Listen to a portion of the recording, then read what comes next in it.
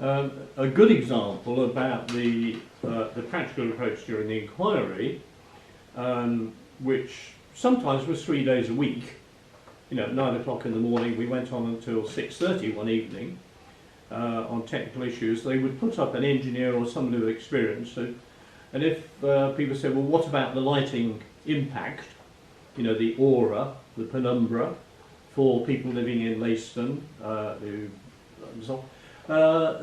response would always be, well, we are responsible people, and if there's a lighting problem, we'll change the lighting. Another example would be the sea wall issue and climate change, the erosion of the coast, and an acceptance that during the life of the thing, which, given that it would take 15 years to build, it's only got a 60-year life with a 20-year extension. It's accepted that the whole nuclear site, that size, will be on an island. The sea will have come in round the back of it. That, as a practical issue, came up in terms of, would there be coastal erosion for this project, which is going to have to go down 15 metres, 20 metres, possibly even more, to meet the crag, which is the hard rock. And the response to that is say, well, we'll go down until we get there. But the seawall issue came up, and the response to that was, well, we're putting in a seawall that's, if I remember rightly, you know, 5 metres high, and it's up on the dunes.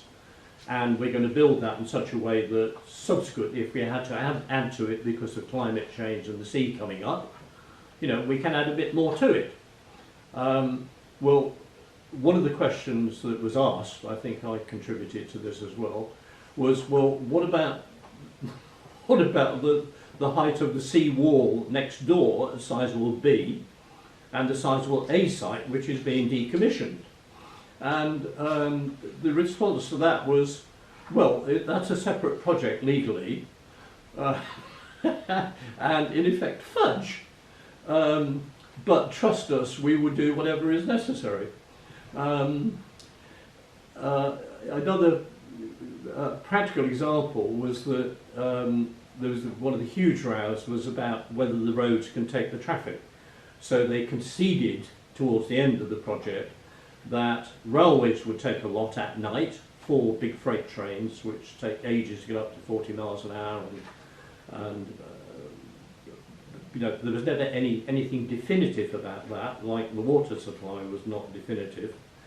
There was I'm rambling for a minute. The other issue I was going to get you on to. Oh, there was the issue of transport by sea, because many people at the inquiry actually said, can't you use the sea?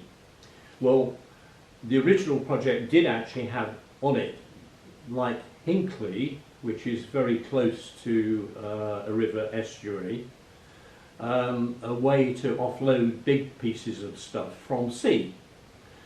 But in the course of the inquiry, it became quite clear that that would not be quite adequate, and they never produced a model for public relations photos of anything being built on the beach. But the truth of the matter is there's going to be a hard quay built on the beach permanently. But it then came out when they conceded that more ought to come off the roads, because they couldn't put too much on the railway because it wouldn't have been credible.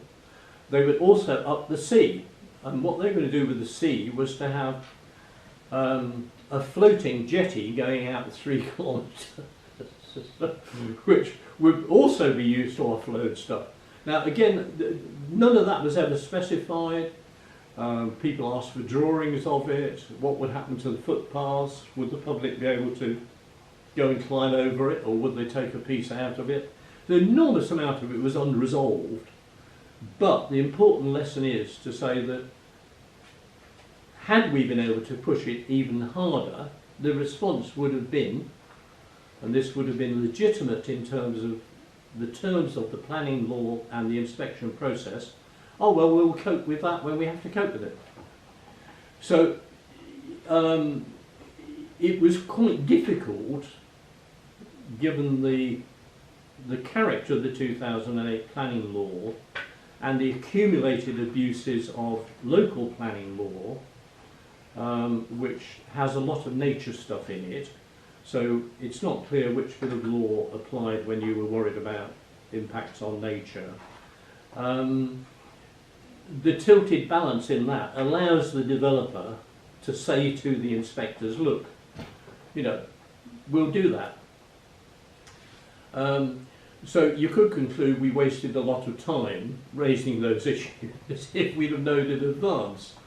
But I think pursuing them will also add to the uncertainty for future investors.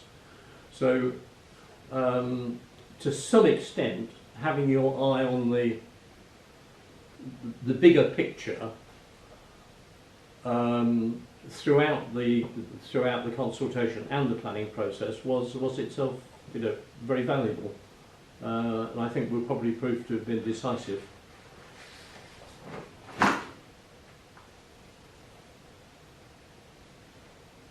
Do you want to do this last one? Sorry, what do we? Policy positions. What does it say? Oh, the policy of the local authorities and so on. Yeah, I think. Can I just bring in? Yeah, you ask you to raise whether that has changed with the new council. Well, let's. Yeah, you'll bring that in. Let's say. Yeah. Okay. What are the policy positions of the local district council, county council, and parties like Minsmere? Well, it's a very legitimate question because the Greens have advanced very considerably, and the Tories have taken some bad knocks in Suffolk East, which is for certain purposes a planning authority. And if I remember rightly, there are issues affecting the parishes, Leiston, and people living on the on the roads, not the roads themselves, which where what is now Suffolk Coastal, which involves Waveney down to Felixstowe, where they are what is called, if I remember rightly the term, I always use the term undertaking, but they are the authority that has to monitor the commitments made in the development consent order licence. Until the Greens advanced and the Tories started to lose a bit, lose some quite key people who were backers from backers of EDF on Suffolk Coastal. Basically, you know, the prospect of anybody getting any satisfaction from Suffolk Coastal was nil. The political change with the advance of the Greens and to some extent the Lib Dems may change that. The transport issues are actually with Suffolk County Council, and Suffolk County Council itself has been subject to the same change process. So I wouldn't expect an upfront public dissociation from, if you like, reluctant low-level support for the project. You know, the view that it's inevitable, it's going to happen. But I think those public authorities, because of the political change that's taken place, will now have to follow all this complexity of judicial review and policy and so on, and won't be able to just sort of sit and say, well, it's all over as far as we're concerned, it's all now a matter for government. The funding levy issue, the statutory instrument has still not even been drawn up for consultation. That's got to be consulted with the public. That will have an effect on, obviously, national electoral politics, because if there was a party in public life, in, you know, or somehow the issue came up in the debates running up to a general election, there was the notion that French not, French, expensive, complicated and not proven nuclear energy was going to be funded partly out of a tax on your energy bills, you can just see how that would go down like a lead balloon. So I think a lot of people who thought this was all out and over, in professional people in public positions, I think they're going to have to think, oh God, I'm going to have to keep a part of my desk very, very active on this issue. Certainly Suffolk County Council, in terms of we've got potholes in the roads, we've got all sorts of road issues that are unresolved.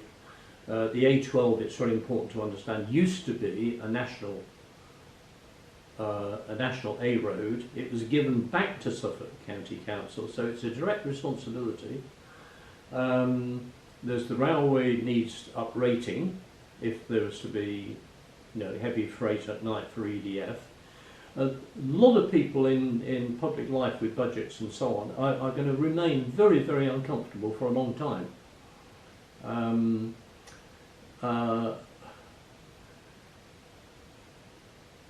how the campaign groups as such cope with that, I don't know. I think Stop Sizewell C, which is the community-based one, will carry on working with the investors. Task, which Together Against Sizewell C, which was the early public direct opponent of the project, I don't know. I think Task's future will be very much determined by what the judicial review says. But I don't think they have any view about life afterwards. What's that? Yep. So it's not going to go away.